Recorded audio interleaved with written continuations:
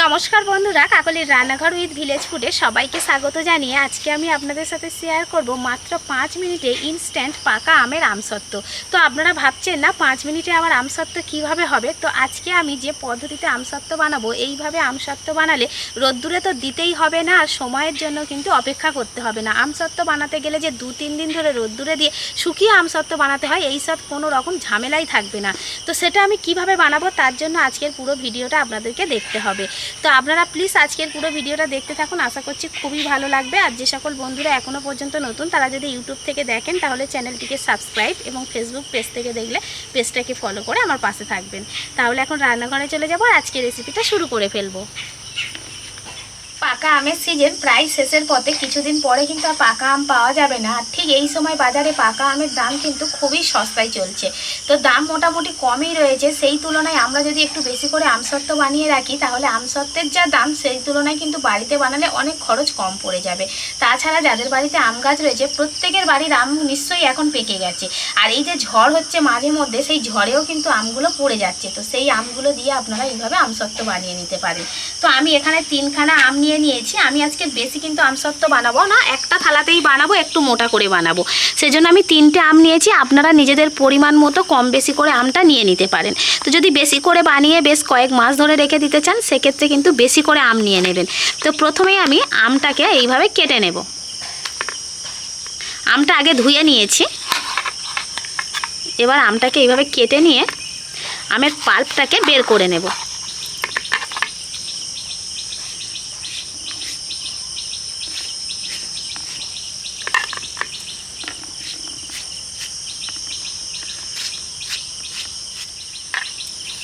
আমের পাল্পগুলো আমি মিক্সির জারের মধ্যে দিয়ে পেস্ট করে নেব।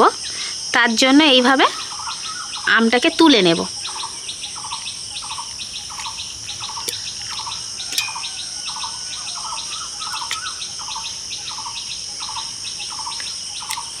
যত বেশি পাকা আম দিয়ে আমসত্ত্বটা বানানো যাবে, তত আমসত্ত্বের কালারটাও দারুণ আসবে।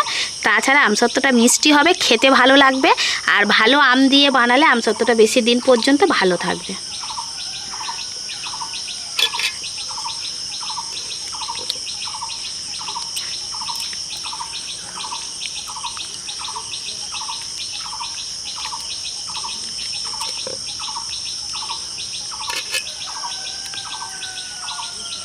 পুরো আমটা আমি নিয়ে নিয়েছি। এবার ঢাকা লাগিয়ে মিক্সিতে দিয়ে ঘুরিয়ে নেব। তবে একটুও কিন্তু জল দেব না, যেহেতু পাকা আম জল দিতে লাগবে না। জল ছাড়াই এটা মিক্সি করে নিতে হবে।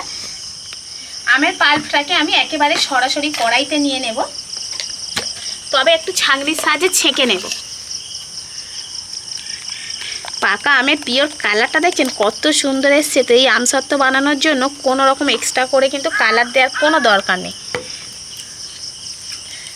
শুধু আমের পাল্পটাকে আমি ছেঁকে নেব।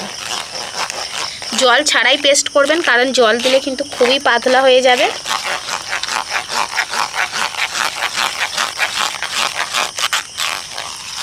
না ছাঁকলেও হবে, তবু যদিও কোথাও গোটা গোটা থেকে যায়, সেজন্য কিন্তু একটু ছেঁকে নেওয়াই ভালো। আমের পাল্পটা ছেঁকে নিয়ে নিয়েছি। এবার ওর মধ্যে দিয়ে দেবো চিনি। তো চিনিটা আমি হাফ বাটি নিয়েছি। খুব বেশি চিনি দেবো না, কারণ পাকা আম ভীষণই মিষ্টি, বেশি চিনি দেওয়ার দরকার নেই। যদি মনে করেন আপনারা মিষ্টি কম খাবেন, অল্প চিনি দিয়ে দেবেন। আর যদি মনে করেন যে একটু বেশি মিষ্টি খাবো, তো সেই ক্ষেত্রে একটু চিনিটা বেশি করে দিয়ে দেবেন, আর একটু বাড়িয়ে দেবেন। এবার আমি এখানে দিয়ে দেবো খুব অল্প করে লবণ, একদম একটুখানি। আর যেটা আজকের আমি যে আমসত্ত্বটা বানাবো, একদম 5 মিনিটের মধ্যে, অর্থাৎ রোদ্দুরেও দেবো না, আর শুকনো করার কোনো ঝামেলাই থাকবে না। তার জন্য একটা টিপস রয়েছে, সেটা হলো এই 4 চামচের মাপ করে আমি 2 চামচ দিয়ে দেবো কর্নফ্লাওয়ার। এটা কিন্তু দিলে আপনারা 5 মিনিটের মধ্যেই আমসত্ত্বটা তৈরি করে নিতে পারবেন। আর এখানে কিন্তু অন্য কিছু দেওয়ার দরকার নেই, শুধুমাত্র এই 2 চামচ কর্নফ্লাওয়ারটা দিয়ে দেবেন। যতটা পরিমাণে আমি আম নিয়েছি দেখেছেন, ঠিক সেরকম মাপ করে কিন্তু 2 চামচ কর্নফ্লাওয়ারই যথেষ্ট। এবার ভালো করে মিশিয়ে নেব। তো এই কাজটা উনান জ্বালার আগেই করে নেবেন।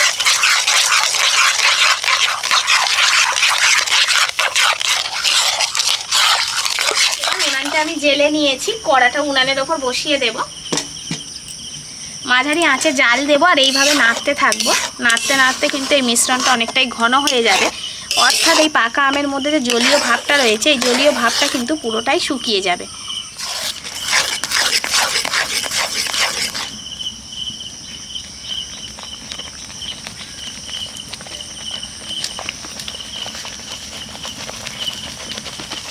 জাল দিয়ে দিয়ে আমি ঠিক কতটা ঘন করে নিয়েছি দেখুন, ঠিক এই রকম হয়ে যাবে, একদম জেলি জেলি ভাব চলে আসবে। আর এর জন্য মানে এই রকমভাবে আমসত্ত্ব বানানোর জন্য মিশ্রণটা একটু বেশি ঘন করতে হবে। আর যত জাল দিচ্ছি তত সুন্দর একটা কালার চলে আসছে, কারণ চিনির রস রয়েছে, চিনির রসের সাথে মিশে কিন্তু পাকা আমের যে মানে পাল্পের যে কালারটা সেটা কিন্তু আলাদা হয়ে যাচ্ছে। এই দেখুন, তো আর একটু জাল দেবো, দিয়ে আমি নামিয়ে নেব। গরম গরম অবস্থাতেই কিন্তু এই থালার মধ্যে ঢেলে দিতে হবে। তো এখানে আমি একটা থালা নিয়ে নিয়েছি, বড় খেলানো। এই থালার মধ্যে আমি একটুখানি তেল লাগিয়ে নিয়েছি, যাতে আমসত্ত্বটা তৈরি হওয়ার পর খুব সুন্দরভাবে উঠে আসে। এবার এই মিশ্রণটা আমি থালার মধ্যে দিয়ে দিচ্ছি।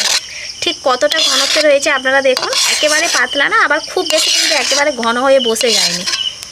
তো এবার সুন্দর করে থালার মধ্যে খেলিয়ে দেব।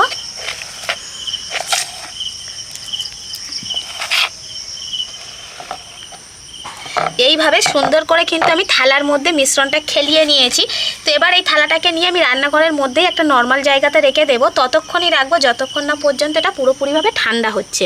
তো যদি একটু মোটা করে দেন সেক্ষেত্রে কিন্তু একটু সময় লাগবে, হয়তো 10 মিনিটের মতো সময় লাগতে পারে। আর যদি পাতলা করে আমসত্ত্বটা করতে চান, অর্থাৎ মিশ্রণটা পাতলা করে দেন, সেক্ষেত্রে কিন্তু 5 মিনিটের মধ্যেই ঠান্ডা হয়ে যাবে। তো ঠান্ডা হয়ে যাওয়া মানেই কিন্তু আমসত্ত্ব তৈরি হয়ে যাওয়া। তো এটাকে আমি এখন ঠান্ডা করতে দিচ্ছি, ঠান্ডা হয়ে যাক, তারপর আপনাদের সাথে ফিরে আসছি। মাত্র 5 মিনিট হয়েছে, আমি থালাটাকে ঠিক এইভাবেই রেখে দিয়েছিলাম। দেখুন 5 মিনিটের মধ্যেই কিন্তু আমসত্ত্বটা খুব ভালোভাবে ঠান্ডা হয়ে গেছে। এটা ঠান্ডা হয়ে গেছে, থালাটাও ঠান্ডা হয়ে গেছে। থালার তলা থেকে যখন বুঝবেন ঠান্ডা হয়ে গেছে মানেই কিন্তু আমসত্ত্ব তৈরি হয়ে গেছে। একটু তুলে আপনাদেরকে দেখাই, দেখুন কত সুন্দরভাবে উঠে যাবে। দেখুন থালা থেকে যদি আমি পুরোটা তুলি এইভাবে কিন্তু সুন্দরভাবে উঠে যাবে। তো এবার আমি ছোট ছোট পিস করে কেটে নেব আমসত্ত্বটাকে। আমসত্ত্বটা সুন্দরভাবে জমেছে বলেই কিন্তু এত সুন্দর কাটা যাচ্ছে। নিজেদের পছন্দ মতো শেপে আপনারা কেটে নেবেন। থালা থেকে এবার আমসত্ত্বগুলোকে তুলে নেব। কত সুন্দরভাবে আমসত্ত্বটা উঠে গেল, দেখুন পিছনটা কতটা সুন্দর হয়েছে।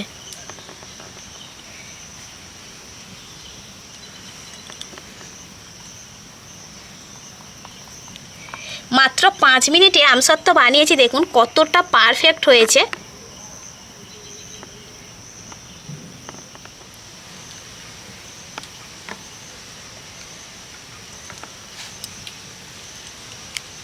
সবগুলো আমসত্ত্বের পিস আমি প্লেটে করে তুলে নিয়েছি, দেখুন কতটা সুন্দর হয়েছে। দেখে চেনার উপায় নেই যে এই আমসত্ত্বটা বাড়িতে বানানো হয়েছে না দোকান থেকে কিনে আনা হয়েছে। মাত্র 5 মিনিটে পাকা আমের আমসত্ত্বটা কতটা পারফেক্ট হয়েছে দেখুন। তাহলে বন্ধুরা আমসত্ত্ব বানাতে গিয়ে ঘন্টার পর ঘন্টা সময় নষ্ট না করে, ফ্যানের বাতাসে না দিয়ে, রোদ্দুরে না শুকিয়ে এইরকম মাত্র 5 মিনিটের মধ্যে আপনারা ছোট্ট একটা টিপস মেনে এইরকম আমসত্ত্ব বানিয়ে নিতে পারবেন। আর এই আমসত্ত্বটা যদি আপনারা ফ্রিজে রাখতে চান সারা বছর ভালো থাকবে।